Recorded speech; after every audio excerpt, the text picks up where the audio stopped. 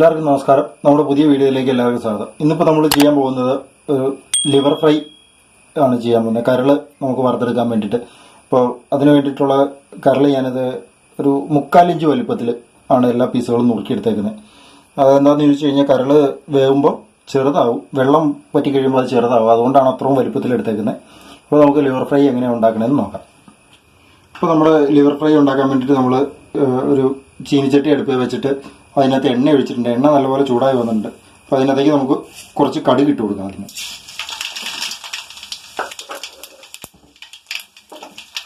കടുക് നമുക്ക് നല്ലപോലെ പൊട്ടി വന്നിട്ടുണ്ട്.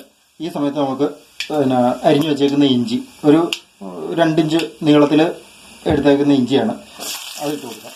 ആ കൂടെ തന്നെ നമുക്കൊരു 2 കുടം വെളുത്തുള്ളി നടുവേ കീറി വെച്ചേക്കുന്നത്, അതും കൂടെ ഇട്ട് കൊടുക്കാം.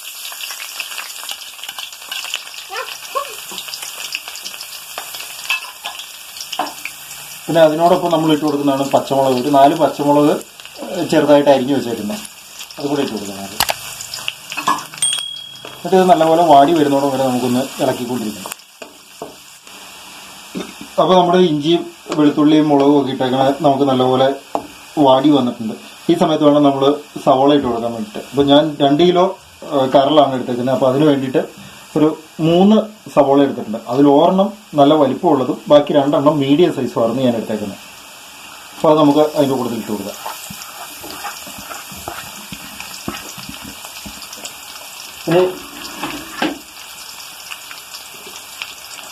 ഇനി നമുക്ക് സവോള പെട്ടെന്ന് വാടി വരാൻ വേണ്ടിയിട്ട് കുറച്ച് ഉപ്പ് ചേർത്ത് കൊടുക്കാം.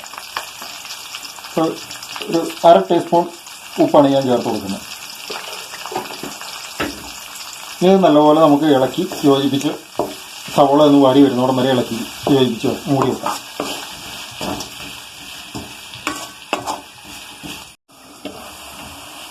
നമ്മുടെ സവോള നമുക്ക് നല്ലപോലെ വാടി വന്നിട്ടുണ്ട്. അപ്പോൾ ഈ സവോള ഇത്ര വാടി വന്ന സമയത്ത് നമുക്കിനി ഇതിനകത്തോട്ട് ചേർക്കേണ്ട പൊടി ഐറ്റംസ് ചേർത്ത് കൊടുക്കാം. ആദ്യം നമ്മൾ ചേർക്കുന്നത് ഒരു 1/2 ടീസ്പൂൺ മഞ്ഞൾപ്പൊടിയാണ്.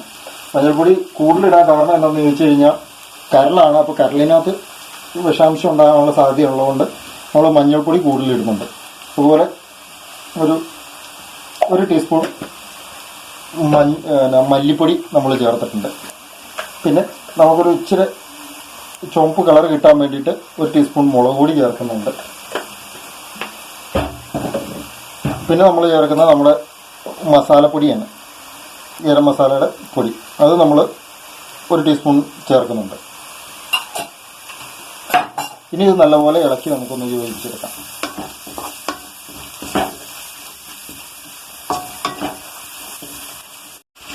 ഇപ്പോൾ നമ്മൾ പൊടികളെല്ലാം ഇട്ട് നല്ലപോലെ നമുക്ക് മൂത്ത് വന്നിട്ടുണ്ട്.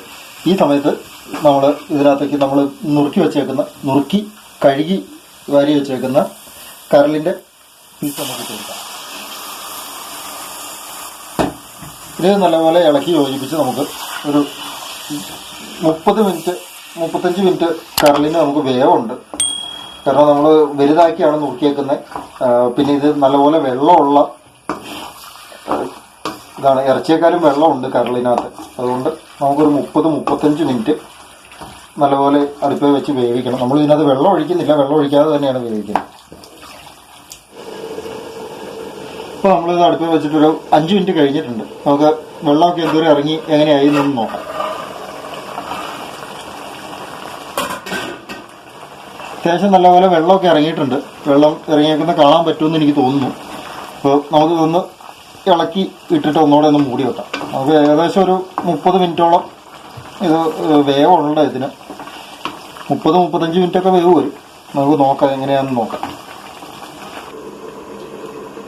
ഇപ്പോൾ നമ്മളിത് അടുപ്പിൽ വെച്ചിട്ട് ഒരു 20 മിനിറ്റ് കഴിഞ്ഞിട്ടുണ്ട്. ഇനി നമുക്കിത് മൂടി തുറന്ന് നോക്കാം.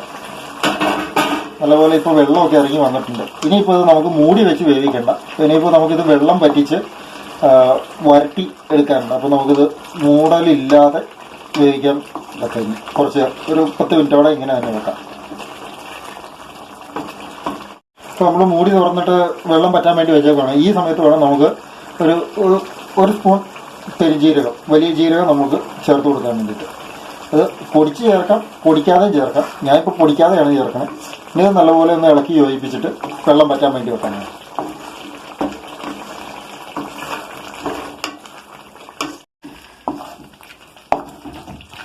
ഇപ്പോൾ നമുക്കിതിൻ്റെ ചാറൊക്കെ പറ്റി നല്ല തിക്കായിട്ട് വന്നിട്ടുണ്ട്.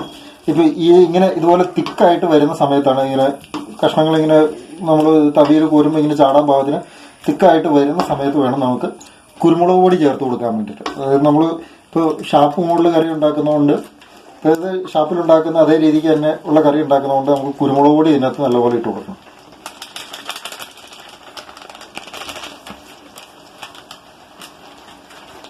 ഇപ്പം ഞാനൊരു 2.5 സ്പൂൺ കുരുമുളക് പൊടിയാണ് ഇട്ട് കൊടുത്തേക്കുന്നത്. ഇനി ഇത് നല്ലപോലെ നമുക്ക് ഇളക്കി യോജിപ്പിച്ചെടുക്കണം. ഇളക്കി യോജിപ്പിച്ച് ബാക്കിയുള്ള വെള്ളം കൂടെ ഒരു ചെറിയ നേരിയ ജലാംശം കൂടെ ഉണ്ട്, അതും കൂടെ പറ്റിച്ചെടുക്കണം. ഇപ്പം നമ്മുടെ കരൾ നമുക്ക് റെഡിയായി വന്നിട്ടുണ്ട്. ഞാനിത് മുഴുവനായിട്ടും നല്ല ഉണങ്ങിയ പരുവത്തിനുള്ള ഫ്രൈ ആക്കുന്നില്ല. കാരണം ഒരു ചെറിയ ഗ്രേവിയോട് കൂടിയാണ് വെക്കാൻ ഉദ്ദേശിക്കുന്നത്. അതുകൊണ്ടാണ് ഇപ്പോൾ ഫുള്ളായിട്ടുള്ള നല്ലപോലെ ഫ്രൈ ആക്കണമെന്നുണ്ടെങ്കിൽ ഒരു 10-15 മിനിറ്റോടെ അടുപ്പിൽ വെച്ച് കഴിഞ്ഞാൽ നമുക്ക് നല്ലപോലെ വറുത്ത് ഡ്രൈ ആയിട്ട് നല്ലപോലെ വരും. അപ്പോൾ ഞാൻ അത്രയ്ക്കും നേരത്തേക്ക് വെക്കുന്നില്ല. ഇതിപ്പോൾ നമുക്ക് ചപ്പാത്തിയുടെ കൂടെ കഴിക്കാനോ പൊറോട്ടയുടെ കൂടെ കഴിക്കാം, അപ്പത്തിൻ്റെ കൂടെ കഴിക്കാം, പുട്ടിൻ്റെ കൂടത്തിൽ കഴിക്കാം, കപ്പപ്പുഴുക്കിൻ്റെ കൂടത്തിൽ കഴിക്കാം. അങ്ങനെ നമുക്ക് അത്യാവശ്യം എല്ലാത്തിൻ്റെയും കൂടത്തിൽ കഴിക്കാൻ പറ്റുന്ന ഒരു കറിയാണ്. അപ്പോൾ എല്ലാവരും ഇതൊന്ന് ഉണ്ടാക്കി നോക്കുക. ഈ വീഡിയോ എല്ലാവർക്കും ഇഷ്ടപ്പെട്ടു എന്ന് കരുതുന്നു. അപ്പോൾ എല്ലാവരും ചാനലൊന്ന് സബ്സ്ക്രൈബ് ചെയ്യുക, ലൈക്ക് ചെയ്യുക, ഷെയർ ചെയ്യുക, കമൻറ്റ് ചെയ്യുക.